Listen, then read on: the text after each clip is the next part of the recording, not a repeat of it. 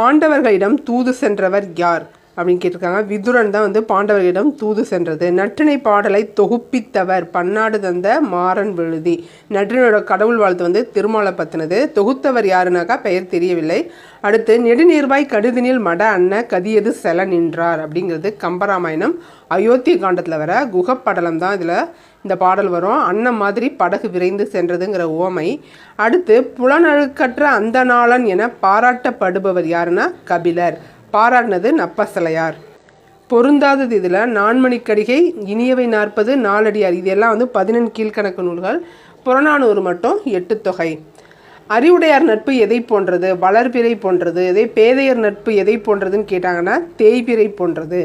அடுத்து ஒழுக்கத்தின் எய்துவர் மேன்மை, இழுக்கத்தின் எய்துவர் எய்தாப்பழி. பொறாமை உடையவரிடம் செல்வம் நிலைக்காது, ஒழுக்கம் இல்லாதவரிடம் உயர்வு இருக்காது. வாய்மை எனப்படுவது யாதெனில் தீங்கு தராத சொற்களை பேசுவது. கம்பராமாயணத்தின் மணிமுடியாக விளங்கும் காண்டம் எதுனா சுந்தர காண்டம். நூறாசிரியம் என்னும் கவிதை நூலின் ஆசிரியர் கவிஞர் பெருஞ்சித்திரனார். நூறாசிரியம், உலகியல் 100, என்சுவை 80, மகபுகஞ்சி, பள்ளிப்பறவை, ஐயை, கொய்யாக்கனி எல்லாமே பெருஞ்சித்திரனாரோடது.